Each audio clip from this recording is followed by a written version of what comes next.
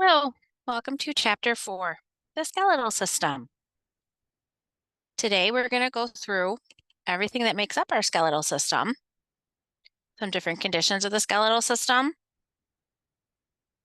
look at different root words, combining forms, suffixes, prefixes, and spelling. Because again, spelling is important. We even go through different abbreviations and what they mean. So let's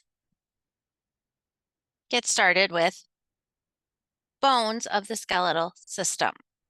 First thing we're going to do is look at the different types of health professionals that deal specifically with the musculoskeletal system. We have orthopedic surgeons, also known as orthopedists. These people, they're MDs. They've taken that medical specialty that works with preventing and correcting injuries of the skeletal system and associated muscles, joints, and ligaments. Osteopathic physician, it's different than a medical doctor. These people usually have a DO after their name. They receive more specialized additional training in that musculoskeletal system and how it affects the entire body. A chiropractor. This is what one of my degrees is in. A chiropractor focuses on manual manipulation of the joints of the spine to kind of restore health, restore movement is one of the things that we do. Joints can get stuck in specific positions, and a chiropractor can help to unstick those joints. That's that popping of those joints. It also relaxes the muscles that are attached to those joints. Physical therapists are going to evaluate and treat pain, diseases, or injury by physical therapeutic measures, as opposed to medical or surgical measures. Physical therapists and physical therapy assistants, they're usually the first line. They usually try strengthening. They do a lot of strengthening type activities, exercises before they send people off to surgery. Orthopedic technologists and technicians assist those orthopedic surgeons in their treatment of patients. Podiatrists. Podiatrists are people that work specifically with the feet. So they're going to look at and treat different disorders and injuries specific to that foot. They're more specialized just in the foot because the foot is a very complicated structure, lots of bones, ligaments, lots of little joints in there. So these people specialize specifically in those feet.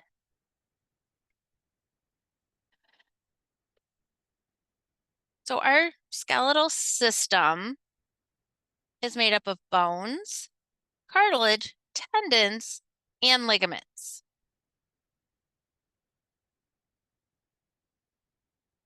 These specific function, or the specific function of our skeletal system, is support.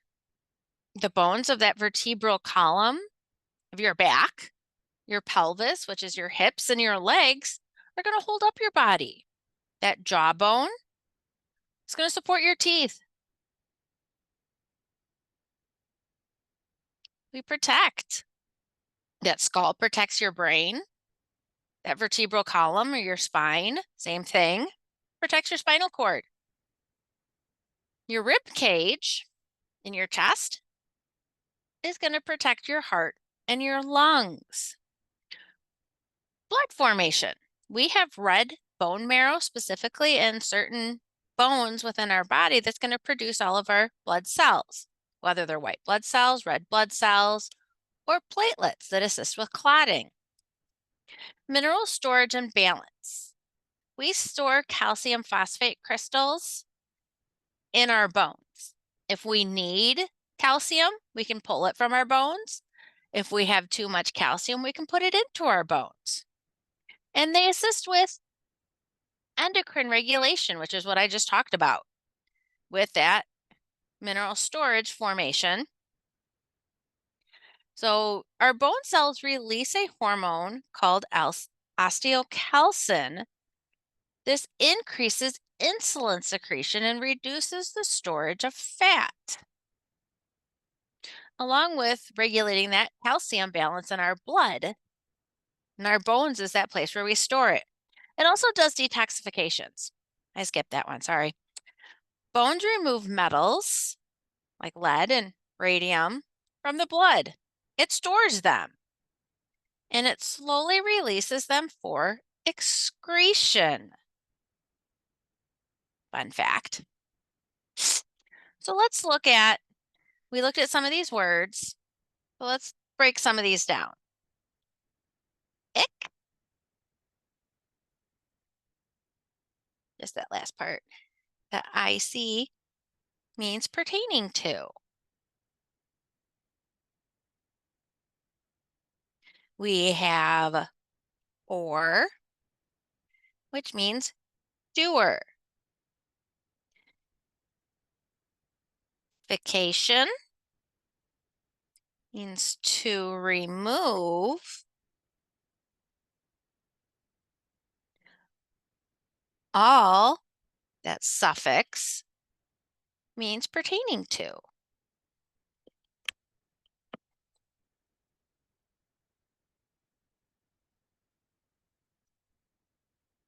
Ist means they are a specialist. And then pathy means disease, osteopathy, disease of the bone, because osteo means bone. Cartilage, from that Latin, is gristle, non-vascular, firm, connective tissue found mostly in the joints. Ligament. It's a band sheet or bands of fibrous tissue connecting to structures. Muscle. A muscle is a tissue consisting of cells that can contract, while a tendon is a fibrous band that connects a muscle to a bone. Okay, I brought up these specific abbreviations. An MD is a doctor of medicine. A DO, doctor of osteopathy. That DC is doctor of practic. And then that PT, it's now known as a DPT. That D, because they get that doctor of physical therapy. So physical therapist, anybody coming out of physical therapy school now is getting that doctor of physical therapy. So let's look at our different bones. We have different bones that are classified based off of their shape.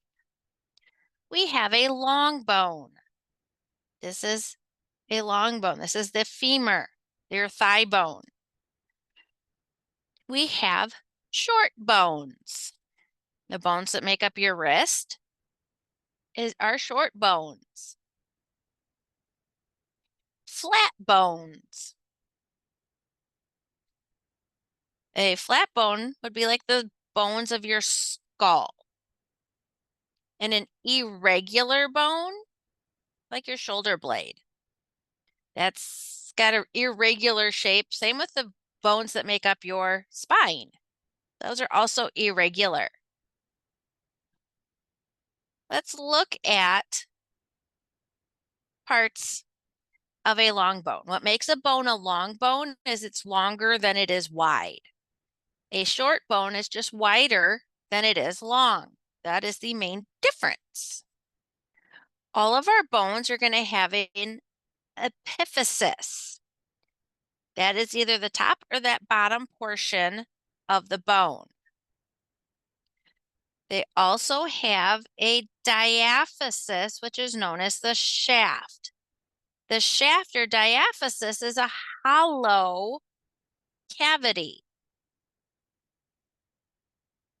What wraps around all of our bones is known as periosteum. This periosteum is going to protect the bone. It also helps that blood supply and nerves get into the bone.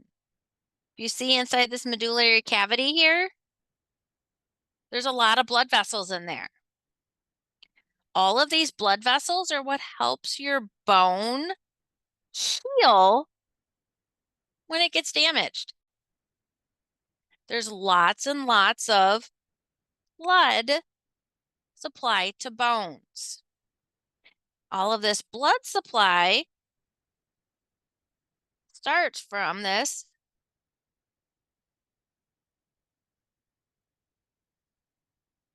nutrient artery, as it's called. Nutrient artery goes up into the bone and helps give that bone lots of blood supply.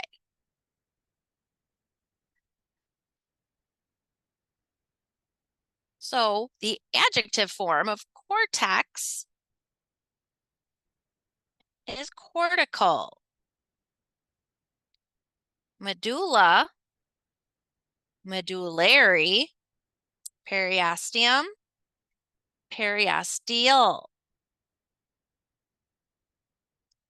These are these Latin forms or Latin adjectives of these nouns.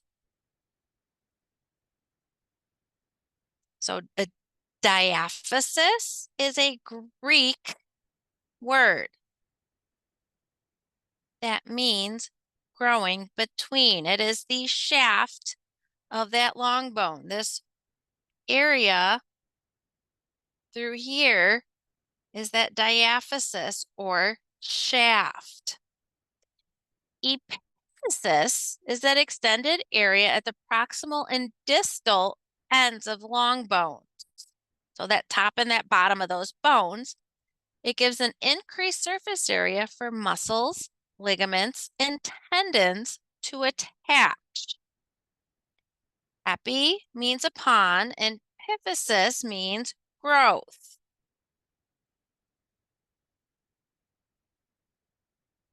There are many different diseases that are going to affect bone. So there's a lot of different kinds of diseases. This one is showing a picture of an osteoporotic bone for osteoporosis. Women are more at risk of developing osteoporosis post-menopause. That is when the ovaries stop making and secreting out those estrogens. Estrogen helps to maintain your bone strength. And when you're not getting that estrogen anymore, it can turn this healthy bone over here into what your book describes it as Swiss cheese form, but it also means porous bone. So all of those little holes that we see throughout here are a lot larger or even disappeared. Another type of disease to the bone is called osteomalacia. Osteomalacia affects children.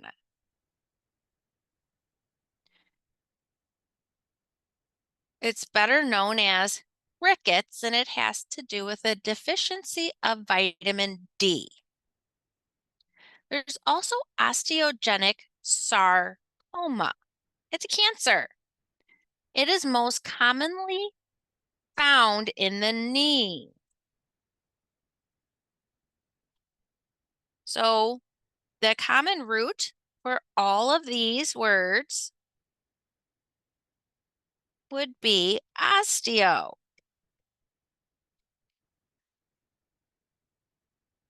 Osteogenesis is that formation of bone. Because genesis means that creation or formation, so the process of creating new bone. Osteomalacia means softness. So there's softening or more flexibility of those bones because they're lacking in calcium because there's a lack of vitamin D.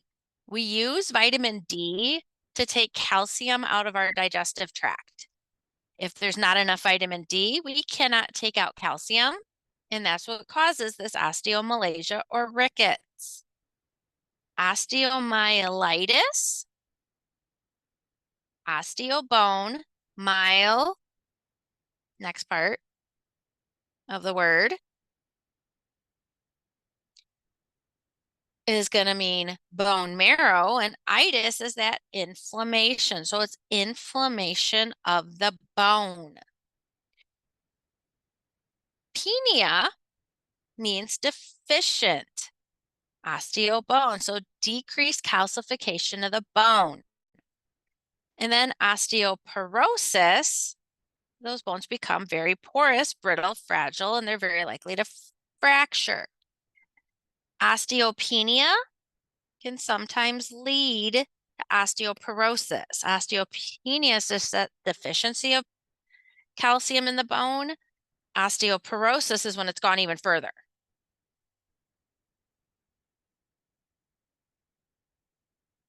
Achondroplasia and that sarcoma.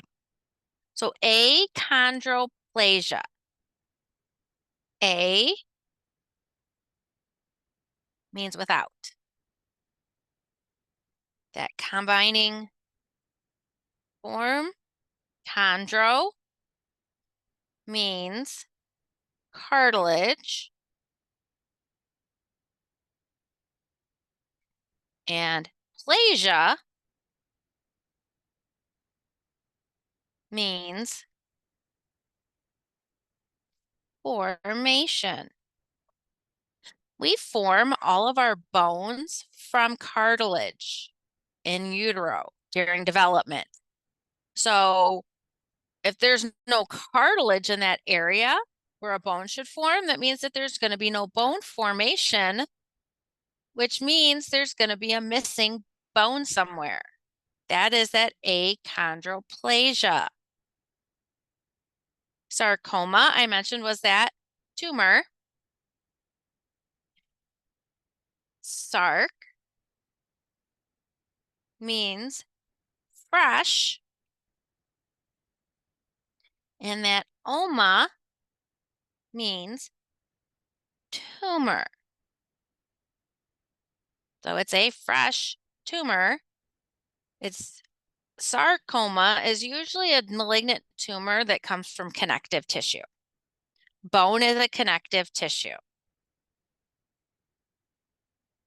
So let's look at some other abbreviations. BDM, bone mineral density. DEXA is a dual energy X-ray sorptiometry. FDA is that Food and Drug Administration. IU is international unit. And then we have mg for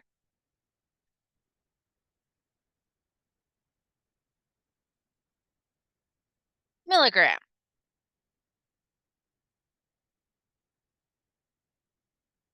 Bone fractures.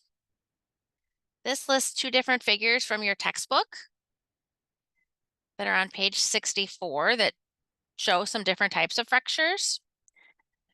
There's many different ways to realign a fractured bone. And it helps to allow that healing of bone. So we have external manipulation where they physically realign the bone. There's external fixation. So once they get the bone realigned, they're going to use a way to help hold that bone in place, like a cast or a splint or even traction. And then there's internal fixation where they're going to open you up. They're going to put plates, screws, wires, rods, pins to help that bone reposition and reform. If that fracture does not realign, you'll lose function and strength of that bone. You can have some kind of deformity. Internal fixation methods may still require the use of an external splint or a cast for some time. Depending on how old you are, those internal fixation materials will be removed, especially if you're teens, 20s, 30s. I think my mom has a plate and 12 screws in her ankle, and she broke her ankle in her early 50s. She's in her 70s, and she still has that plate and screw. So a lot of it's going to depend on age as well.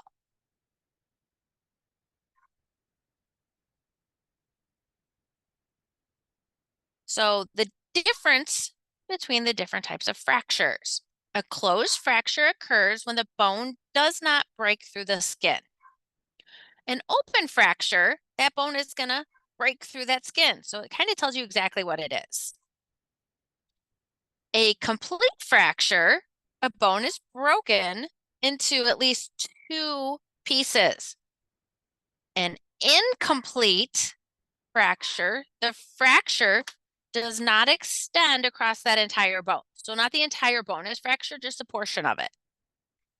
A pathologic fracture happens when that bone is already weakened by maybe a disease process, cancer, osteoporosis. Pathologic fractures happen a lot in osteoporosis as well as cancer. Where a compression fracture is when that usually happens in the vertebrae in your back are being compressed or crushed. And again, that usually happens, a compression fracture will usually happen in osteoporosis. And a lot of times all those people have to do is go from sitting to standing, unfortunately. It's pretty sad. So let's look at these different types of cells and what is happening inside these bones. Again, they all have that same osteo. So this is all dealing with bone. These are all different kinds of, well, the first three are different kinds of cells found within bone. An osteocyte is just a bone cell. These are cells that just sit and monitor the bone, what's happening with the bone. Osteoblast builds bone. Osteoclast breaks down bone. And then the process where bone is being formed is that osteogenesis. That's that formation of bone. So let's talk about the different parts of the skeleton now. We have our axial skeleton. Our axial skeleton is made up of your head, neck, your whole vertebral column, and that's it. Your vertebral column is broken up into different segments. We have our cervical region. We have our thoracic region. We have our lumbar region and our sacral. And then we also have the coccyx, or coccygeal region. The coccyx, it's also known as that tailbone.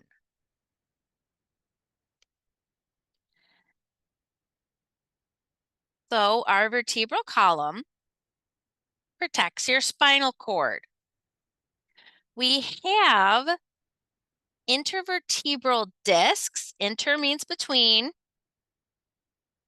Vertebral, those vertebrae, we have discs. So we look in here. Here's an intervertebral disc. Here's an intervertebral disc. We have them at every single segment of the spine.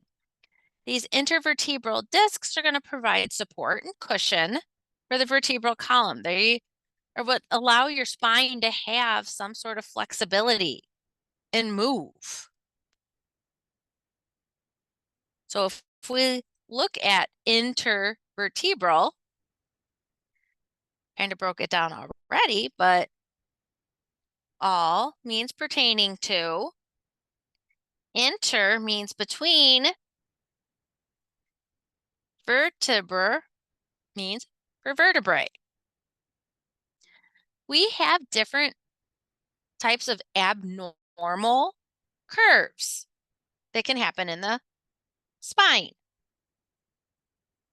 We have a scoliosis. A scoliosis would be a more lateral curve to that spine. If we were looking at it from behind, they can go to the right, they can go to the left. I think the right is usually more common, but they're more common again in females, teenage girls.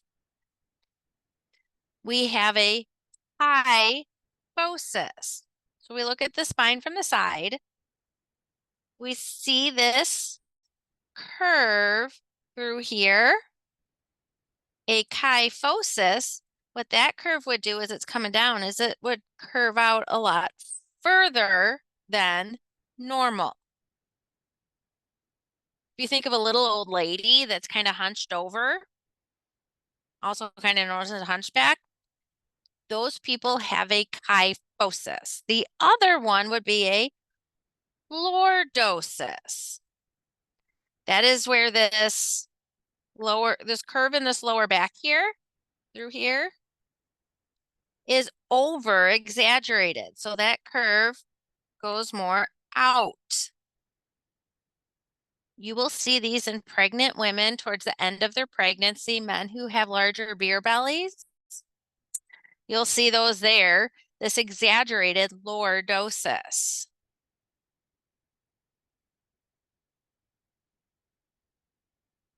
So let's look at these different forms. We have this adjective form. So sacrum, adjective form is sacral. Spine, that adjective form is spinal. And vertebrae, that adjective form is vertebral or vertebral. Sacrum is that segment of the vertebral column that forms the part of the pelvis. So this area right here, this bone right here is considered the sacrum. The spine, that is this entire length of that spine. And then that vertebrae is just this single bone, parts that make up this single bone right there. That is a vertebrae. Our spine is made up of several vertebrae. So here are these different curves that I had mentioned. Both of these words have osis in them. So that kyphosis is that posterior curve in that thoracic spine that kind of gives that hunchback appearance. That scoliosis is a lateral curve of that spine. And again, it's usually in that thoracic region. So both of these usually happen in the same area of the spine. The skull, the other part of the axial skeleton here. We have 22 bones that make up our skull. Let's look. We have the frontal bone. This makes up part of your forehead. The parietal bone can be up above your ears, up a little higher. That occipital bone is the back of your skull. The temporal bone is over by your ears. We have this sphenoid bone. This bone is one bone that goes all the way through to the other side. It kind of looks like a bat if you look at it by yourself or by itself. And then we have this ethmoid bone. It makes up, you can kind of see it in the orbit and that eye. It also makes up part of the nose, the upper part of the nose. Where two bones are going to come together and meet, they form what is called a suture. There is connective, very thin connective tissue that is holding these two bones together.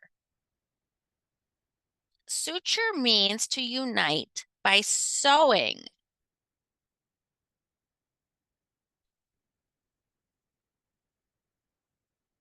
So let's look at these different words.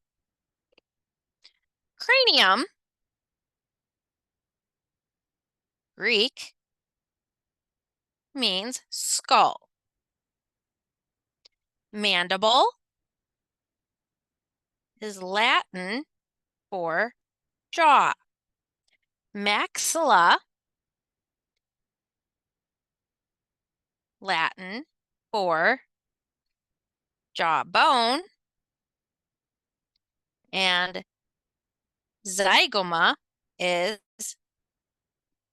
French for yolk. So here is that zygomatic bone. It makes up your cheekbone.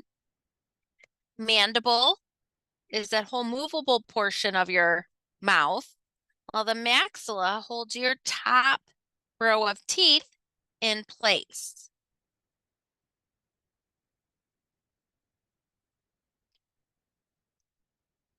Next group of words.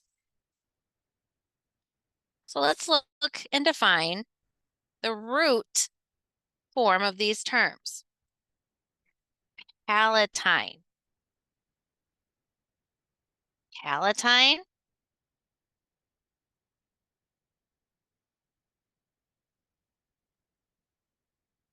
is a bone that forms the hard palate in parts of the nose and orbits. That hard palate is the roof of your mouth. Parietal, pariet means wall. So two bones forming the side walls and roof of the cranium. Sphenoid, sphene. It's a wedge-shaped bone at the base of the skull. Temporal, tempor, is side of the head, temple, or time. So a bone that forms part of the base and sides of the skull. And the last one is ethmoid or ethm. This is a bone that forms the back of the nose and encloses numerous air cells.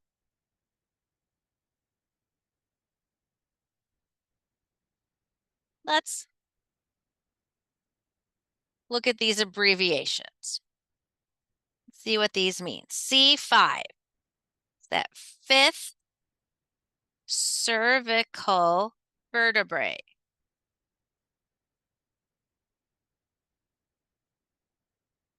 C5 to C6 is this intervertebral space between that's fifth and sixth cervical vertebrae. T12, this is that 12th thoracic vertebrae. So this first part here, that C is telling me it's cervical. Here, the T is telling me it's thoracic. If we saw an L, like L2, this is telling me this is lumbar. So this is telling me what section of the spine and then what number vertebrae in that section. Let's come back up to my spine. So my cervical, we have 1, 2, 3, 4, 5, 6, 7 cervical vertebrae. We have 12 thoracic, 5 lumbar, 5 sacral, and 2 to 3 coccygeal vertebrae. MRI is magnetic resonance imaging.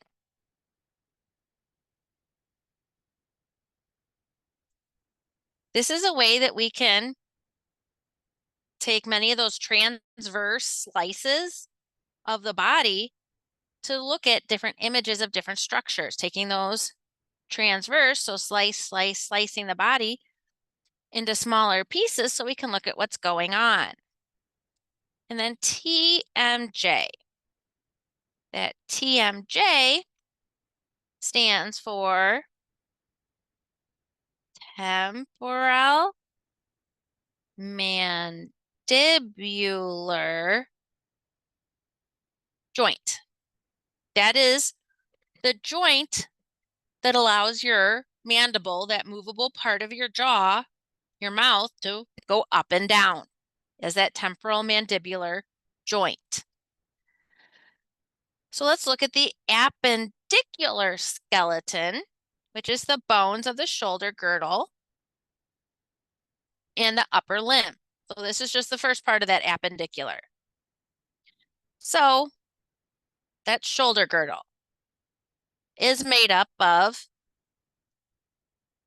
the humerus. Humerus comes from the Latin word for shoulder. The clavicle, also known as your collarbone, or Latin, clavicle in Latin means in English collarbone, and scapula. That scapula comes from Latin for shoulder blade, the more common terms that we know. The actual shoulder joint here is formed between the head of the humerus and this scapula. This is what's called known as the glenoid cavity. It forms this ball and socket joint because the head of the humerus here is nice and rounded. This place, the place where this humerus fits into the scapula, is more concave. So it forms this ball and socket type of joint here.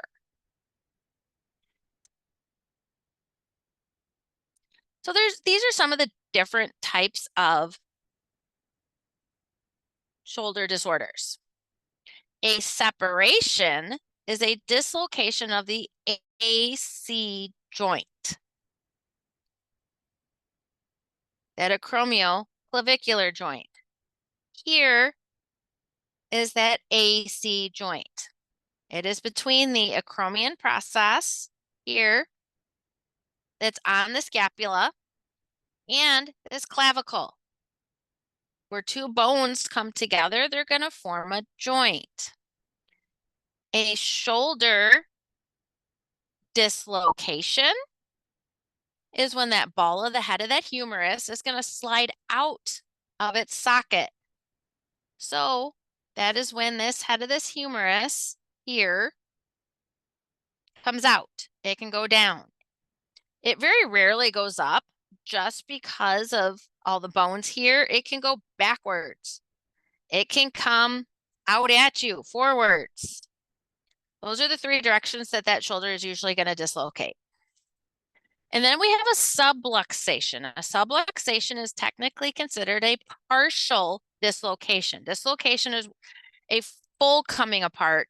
A subluxation is a partial. So that head of that humerus partially comes out of its socket. Then it usually moves back in because there's so many ligaments and everything helping to hold that head of that humerus into that shoulder joint, that even though it slides out, it usually will slide back in just because of everything that's already there. So identify and define the root words. So let's look at articulate. Articule means joint.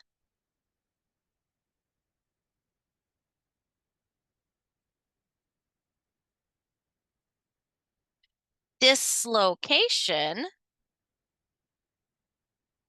locate, means place. Then we have pectoral. Pector is going to mean chest. And then subluxation,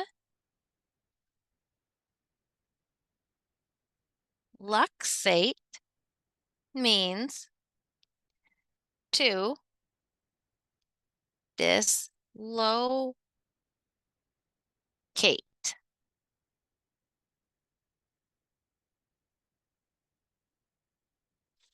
So common terms or common disorders, moving our way down, the elbow. There's two bones in the forearm that both come in contact with that humerus. We have the radius and we have the ulna. They form a hinge joint where your arm can bend and straighten. It doesn't go side to side. It's only going to move in one direction. Tennis elbow. So tennis elbow is an overuse of that elbow joint. Tennis elbow can be caused by tennis, golf, racquetball. Tennis elbow is usually felt when you straighten the elbow or open and close the fingers, because the muscles that allow you to open and close your fingers attach at the elbow. Bursitis. Itis is an inflammation. A bursa is this fluid-filled little sac that becomes inflamed or irritated. And that's what causes bursitis. And then, of course, we've got bone fractures. These are pretty common to the elbow, and it could be caused from a strain or fractures. Falling, receiving a blow to that area can cause a fracture. There's a lot of different things. So let's look at some different aspects of this elbow and the words that pertain to it. So, pronation,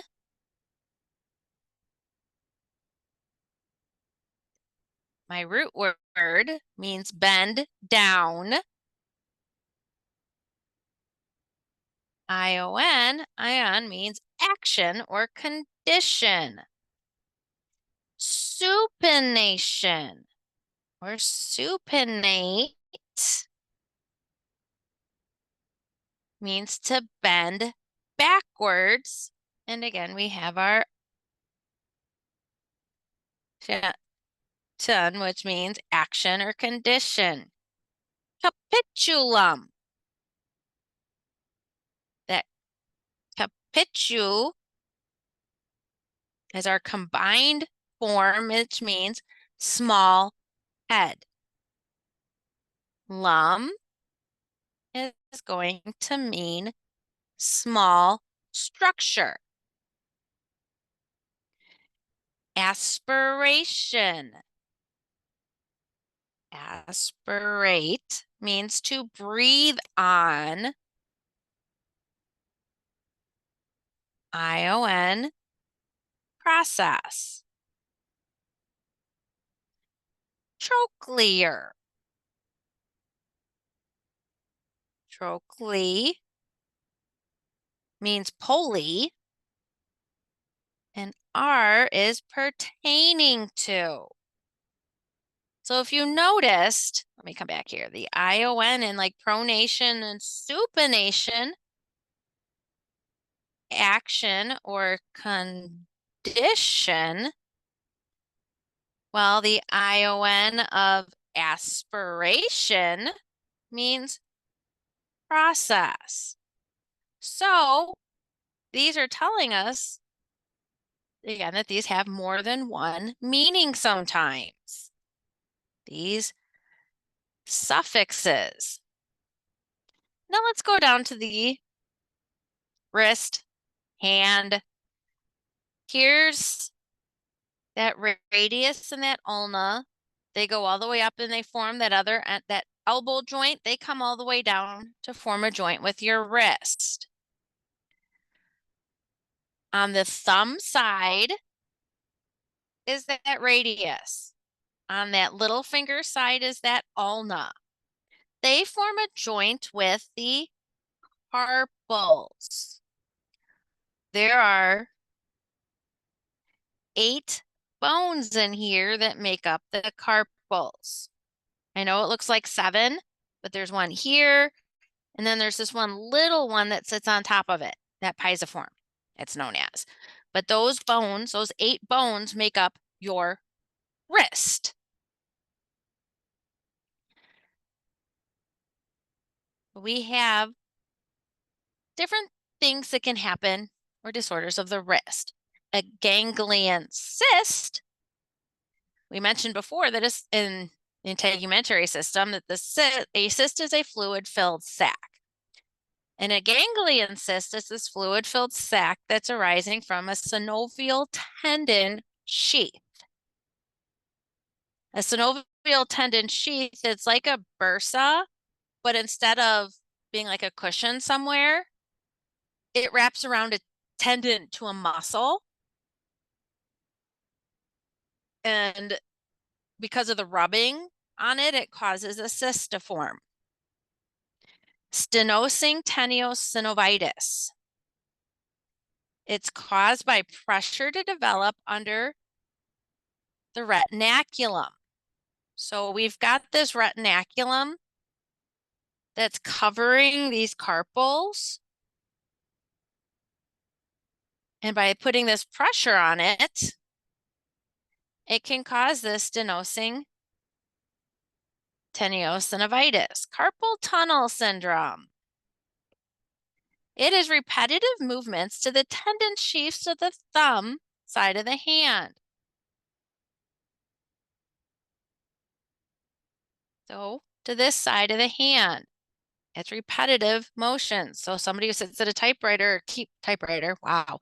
computer all day long and is pushing buttons with that thumb side of that hand a lot, can cause carpal tunnel syndrome. Cole's fracture.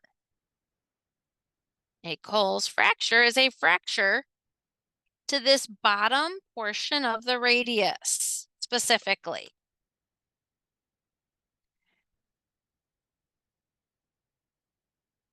So you mentioned that carpal tunnel syndrome. It's an inflammation to the tendon synovial sheath on the back of the wrist that arises from repetitive motion such as computer keyboard operation. Common disorders of the hand, we have that osteoarthritis. This is in the hand joint that occurs from wear and tear, leading to degeneration and breakdown of joint cartilage. Sometimes we can get these Heberdean nodes, which is a small bone spur that arises from this osteoarthritis. Rheumatoid arthritis. This is an autoimmune condition, so that's your own immune system attacking synovial membranes. So around any of your joints that you can move, they have a bone here that comes together. We've got this membrane that wraps around it. It's filled with this synovial fluid to help your joints move well. Well, in rheumatoid arthritis, your immune system is attacking this membrane. So it's going to cause specifically your fingers, your wrists to become deformed. It's usually bilateral, so it affects both that right and that left side equally. It's more common in women, and it usually comes about between the ages of 40 and 60.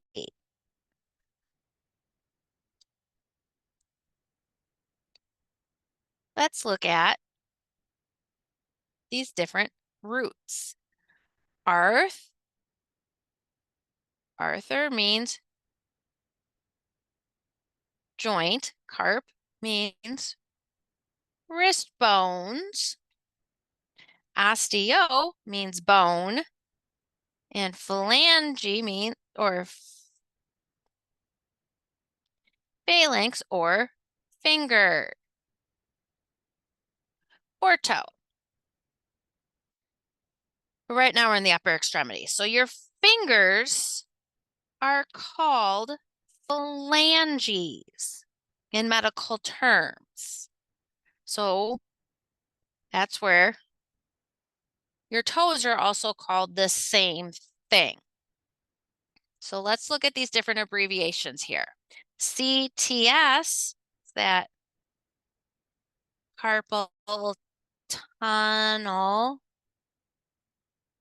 syndrome. OA, osteoarthritis. RA, rheumatoid arthritis.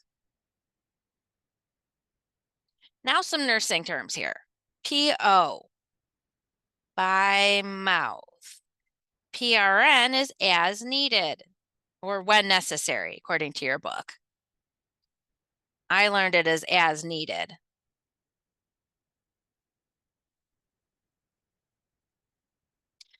An example of when you would use PRN would be patients who are on pain meds. You don't need to give somebody pain meds if they're not in pain. So that's why it's PRN when needed or as necessary. So let's look at the pelvic girdle and the lower limbs now. So your pelvic girdle is made up of 3 bones that have fused together. They are the ilium, the ischium, and the pubis. Their main role is to support that axial skeleton, so your spine and your head, going to transmit the upper body's weight to the lower limbs. So all of your weight is being transferred down to your legs from this pelvic girdle. It's going to provide attachment sites for the lower limbs. So place for your legs to attach. And then it protects internal reproductive organs, that urinary bladder and distal segments of that large intestine. So, sacroiliac joint is this place between the sacrum and the ilium. A sacroiliac joint strain is a common cause of lower back pain. Your sacroiliac joint is to help provide shock absorption for the spine. Diastasis symphysis pubis. This is caused by stretching of the pelvic ligaments during pregnancy. Diastasis means separation. Symphysis means to grow together. So, somebody who has diastasis symphysis pubis has pain over the joint, difficulty walking, trouble climbing stairs, or turning over in bed.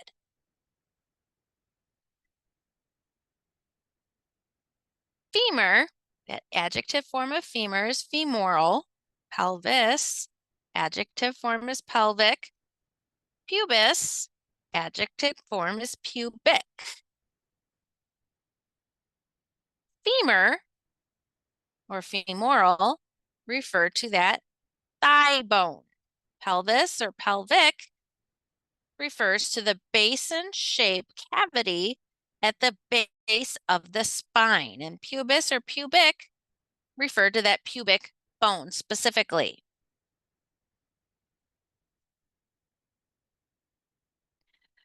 Ischium, adjective form is ischial, is going to refer to that area pertaining to the lower and posterior portion of that hip bone. Your sit bones, if you sit down and you feel bones up against a hard chair or something, that's part of your ischium that you're feeling. Those are your sit bones. And then sacrum, adjective form sacral, refers to that area pertaining to the sacrum or pelvis.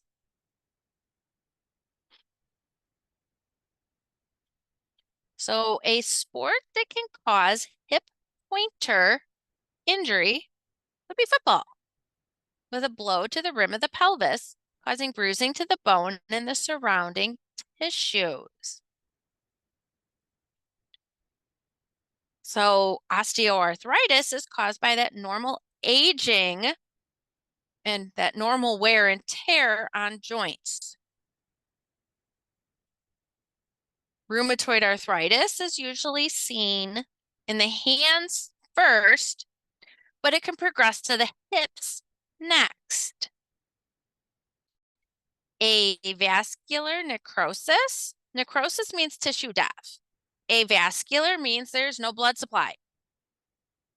So in an avascular necrosis, there's blood supply that goes right to the head of the femur. And when that blood supply is cut off, it results in trauma. And then fractures. The most common population to get femoral fractures would be elderly females, because that estrogen is no longer being supplied in elderly women, so it makes bones more brittle and easier to fracture. One way to prevent that is exercise. It strengthens your bones. The knee joint. There is a lot that makes up that knee joint. Your knee joint is considered a hinge joint, just like your elbow. It bends back and forth, or flexes, flexion and extension. So the femur. The femur is that top bone of that knee joint because it's that thigh bone. The tibia is the main bone that comes in contact with that femur from underneath. We have this, it's considered your book says it's like a triangular bone. It's known as a sesamoid bone. Sesamoid bones are bones that are found inside of tendons.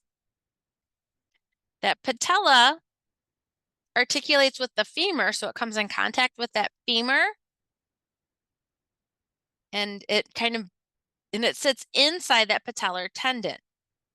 The fibula technically does not come in contact with that femur, but it forms a joint with the tibia known as that tibiofemoral or tibiofibular joint. Say that again. Tibialofibular joint. There we go. So let's put these bones in the correct order from head to toe. I'm going to number these. That pubis is number 1 because that makes up part of the pelvic bone. Femur is 2. Patella is 3. Tibial is 4. And fibular is 5.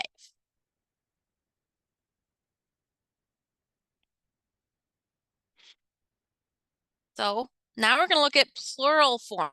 These again are words that you're just going to have to memorize because plural forms don't always make sense with the word that they're with.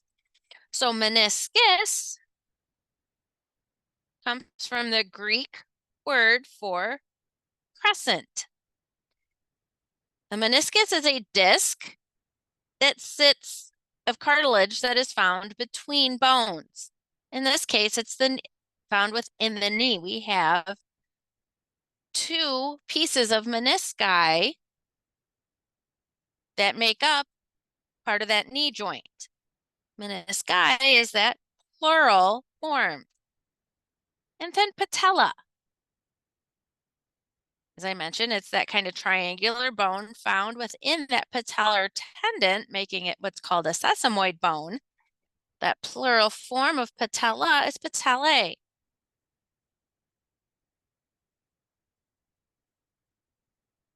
So here's that knee joint. This is an artificial. This is a total knee replacement that it's showing a picture of right here. So let's look at arthrocentesis. This is performed to kind of examine the fluid from an infected or diseased knee. Arthroscopy. This is a procedure where they kind of go in and send in little cameras. They make little tiny, like maybe 1/2 inch incisions around that joint. Here since we're looking at the knee, I'll talk about it in the knee. I've had arthroscopic surgery done on both knees.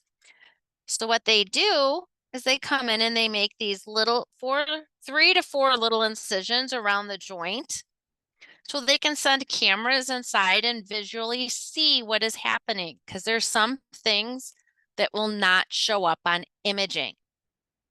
Cartilage damage is one of those that they cannot really see on imaging, so this is the way to see it.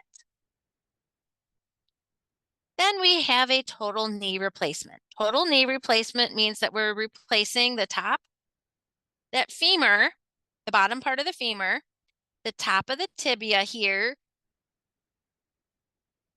and sometimes they'll replace usually the back of the patella. Sometimes they put in a completely artificial patella instead. Just depends on how damaged that bone is. So let's look at these words. And this time we'll look at the root and the suffix. Arthrocentesis, it means to withdraw fluid from that joint. Whoops, I wanted a highlighter. There it is. Centesis is my suffix that is going to mean puncture. Androdesis is that fixation or stiffening of a joint by surgery. Desis is my suffix. It means to fuse together. Arthrography is an X-ray of a joint using contrast medium. So graphy is going to be my suffix this time. Means the process of recording.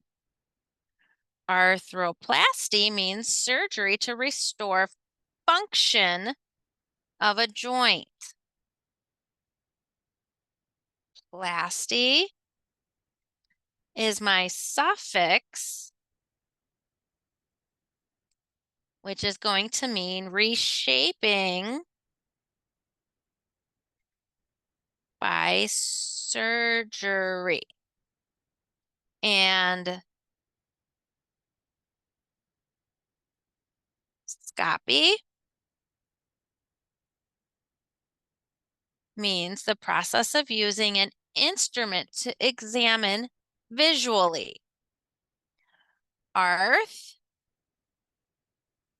O is my combined form. Arth is my root word. That O is that combining vowel. That all means joint. So let's look at different disorders of the foot and ankle. Bunions. A bunion is usually found on the big toe area, and it's an enlargement. It could be an enlargement of that area. And it is, if it's of the big toe specifically, it's called hallux valgus. A strain or a sprain is either a tear of a ligament or a tendon. The ankle is the most commonly sprained or strained joint in the body. Then a Pott's fracture. A Pott's fracture is usually found on the fibula, near the ankle, so the bottom part of the bone, and it can be associated with a fracture of the medial malleolus of the tibia. That malleolus is your ankle bone.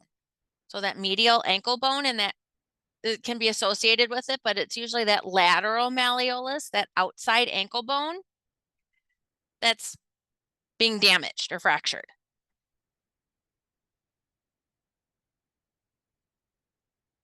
Calcaneus, that's your heel bone. Talus also means heel bone. Tarsal or tarsus. Tarsus is the 7 bones of the foot that form the ankle and the instep. Metatarsus, these are the bones that are that connect the tarsus to the phalanges. So they make up part of, like, the distal part of your foot, not your toes, the part before that. And then those phalanges are those toes in this case. Phalanges is plural. Phalanx is that singular form of the word. So diagnostic and therapeutic procedures and pharmacological or pharmacology for bone disorders. So that bone mineral density test is used, it's a screening that is used for diagnosis of osteoporosis. A nuclear bone scan is uses like a radioactive substance that's put into the bloodstream, and it's uses a specialized camera to show a bone infection, maybe a fracture, arthritis, or cancer of that bone. Blood tests. We can use blood tests to check calcium levels, serum alkaline phosphatase, serum phosphate. These can all tell different bone disorders. And then a bone biopsy is usually used to diagnose osteomalacia. X-rays. An X-ray will show the location, shape, and size of a bone tumor. It'll also show normal bone because X-rays usually pick up those calcium phosphate. If there's not calcium phosphate there, then it's not usually picked up very well. A CT scan, computed tomography, it produces a series of detailed images of parts of the body using X-rays linked to a computer. So it's again those very small slices. Just like that MRI or magnetic resonance imaging is providing that series of detailed images of a specific part of the body using magnetic links to a computer. And then a PET scan is a positron emission tomography. This scan uses radioactive glucose that is injected into the bloodstream in a scanner to see where glucose is used in the body. Cancerous cells use more glucose than normal cells. So these PET scans are good for diagnosing of bone cancer.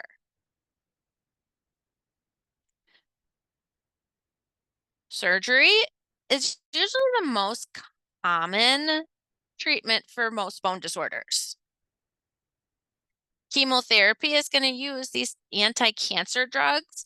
What they can go in and do is kill off cancerous cells. Radiotherapy uses high energy X-rays to kill cancer cells. This is usually used with surgery to help prevent further spread. Cryosurgery again uses that cold, so that liquid nitrogen to freeze those cancer cells. And then there's different drug therapy. And it's usually very specific to the type of bone cancer. Like one type of bone cancer will use one drug therapy, a different type will use a different drug therapy. These drug therapies are usually pretty specific because they'll act on certain cells and they leave other cells alone. Amputation. The root, ampute, means to prune or top off. Ation means a process. Biopsy.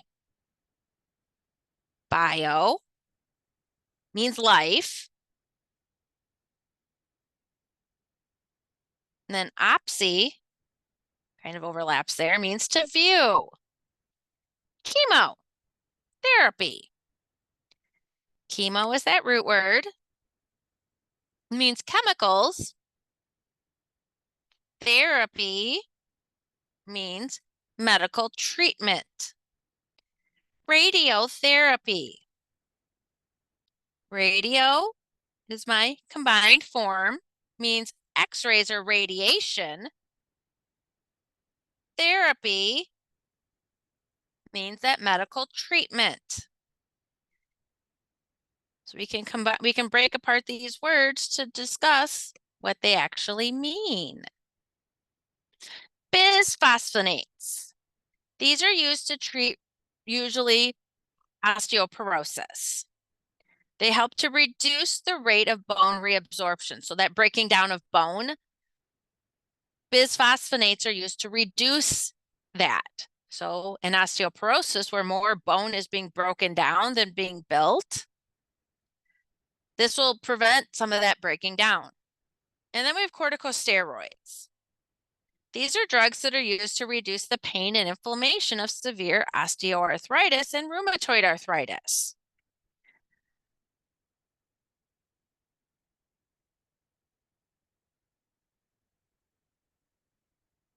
DMARD, or disease-modifying anti-rheumatic drug. NSAIDs, non-steroidal anti-inflammatory drug. You've probably heard of some of these. Ibuprofen, Advil, Motrin, those are NSAIDs. OTC, over the counter.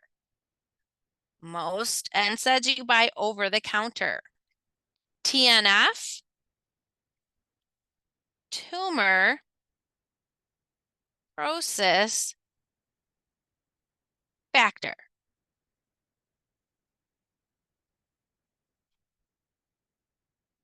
So the skeleton supports and protects all of your organs.